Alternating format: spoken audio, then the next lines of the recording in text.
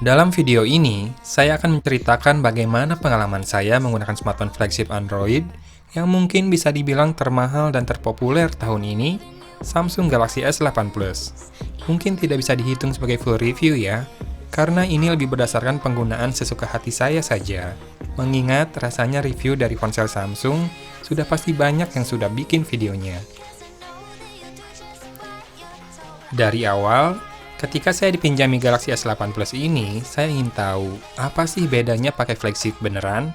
Mengingat, selama ini saya kebanyakan mencoba ponsel yang dilabeli flagship killer, atau budget phone yang menawarkan spesifikasi menengah pada harga yang sangat terjangkau. Dan ya, benar istilah bahwa ada harga, ada rupa. Dengan harganya yang premium ini, apa yang kita dapat dari sebatang Samsung Galaxy S8 Plus ini juga sangat premium. Sorotan pertama tentu saja jatuh pada layarnya. Layar Super AMOLED dengan rasio yang tak biasa ini disebut sebagai Infinity Display. Bertepian melengkung, layar ini memberi pengalaman baru buat mata dan jemari saya. Ini mungkin ponsel Samsung kedua yang menggunakan on-screen navigation button, dan ini adalah alasan lain kenapa saya begitu betah menggunakan S8 Plus ini. Pemindahan posisi fingerprint scanner ke bagian punggung ponsel dan diletakkan di samping kamera belakang mungkin jadi masalah di awal penggunaan, di mana telunjuk saya belum terbiasa dengan posisi ini. Tapi di sini, lagi-lagi sebuah smartphone flagship berbicara. Ketika lensa kamera menjadi kotor akibat jari yang sering salah sentuh, ponsel ini mampu memberitahu kita untuk membersihkan lensanya terlebih dahulu sebelum dipakai. Nanggung bahas kamera, sekalian saja kita bahas kameranya ya.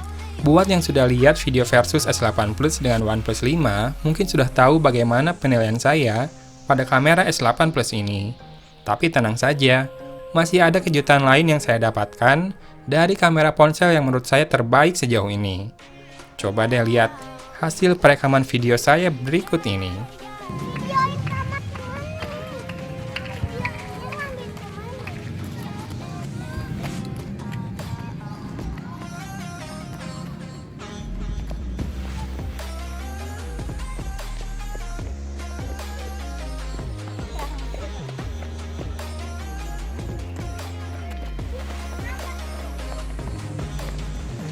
Hasil perekaman video yang begitu stabil seperti ini kadang membuat saya sedih.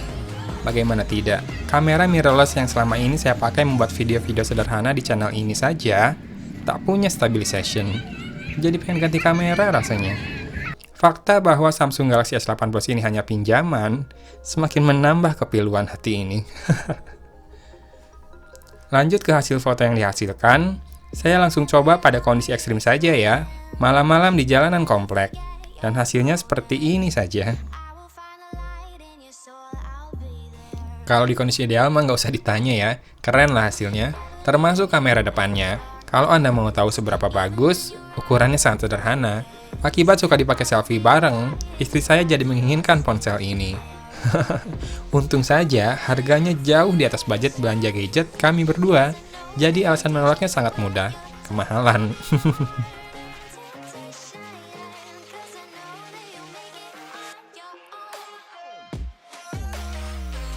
Lanjut ke performa selama masa pemakaian, sebetulnya saya jarang bermain game saat menggunakan ponsel ini, namun tidak usah khawatir.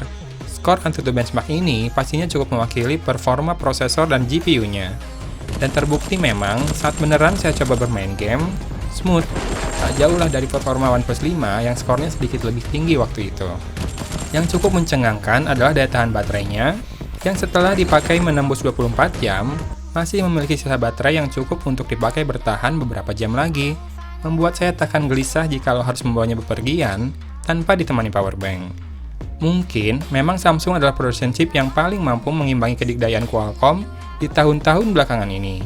Skor benchmark hampir sama, performa sama tinggi, dan konsumsi daya juga relatif sama irit. Perlu dicatat bahwa saya membiarkan always on display pada Galaxy S8 Plus ini aktif menyala. Meskipun hanya pixel-pixel tertentu saja yang menyala pada panel Super AMOLED ini, tapi tetap saja ada effort lebih dari prosesor dan baterai saat fitur ini aktif. Dan nyatanya, konsumsi daya masih saja irit. Sedikit ketertinggalan S8 Plus versi RAM 4GB ini adalah saat saya bisa merasakan perlambatan saat berpindah antar aplikasi saat sudah banyak aplikasi yang terbuka di recent apps. Entah ya kalau di varian yang RAM-nya 6 GB, layar 2K yang diusung Galaxy S8 Plus, saya sinyalir cukup banyak memberi beban pada kinerjanya. Sorotan terakhir saya berikan untuk sisi multimedia. Kalau soal yang satu ini, rasanya masih nggak ada lawan, Galaxy S8 Plus mah. Kalimat saya barusan perlu digarisbawahi dengan catatan, saya belum coba iPhone 7 dan 7 Plus, jadi mohon untuk para fanboy bersabar. Ini ujian. Alhamdulillah ya Allah, walaupun HP pinjaman, tapi AA masih bisa merasakan kenikmatan dari sebuah HP flagship non mahal. Dan sebelum saya lebih jauh keracunan, saya akhiri saja peminjamannya daripada nanti dompet bolong karenanya. Dan dengan demikian, berakhir pula lah cerita saya tentang pengalaman saya pakai HP mahal ini. Mohon maaf jika dirasa kurang berimbang cerita saya ini, tapi memang demikian adanya. Harga memang gak bohong. Nyaris semua sisi diperhatikan secara detail oleh Samsung agar mereka yang sudah merogoh koceknya dalam-dalam tak kecewa dengan keputusannya. Ya sudah deh, kalau kekeh semua review handphone itu harus ada kekurangannya, kekurangannya ada dua saja. Satu mahal, kedua cuma dipinjemin, bukan dikasih. Oke, selamat mupeng ya, seperti saya. Dari Kota Cimahi, saya pamit undur diri. Wassalamualaikum warahmatullahi wabarakatuh. I'll be your inspiration.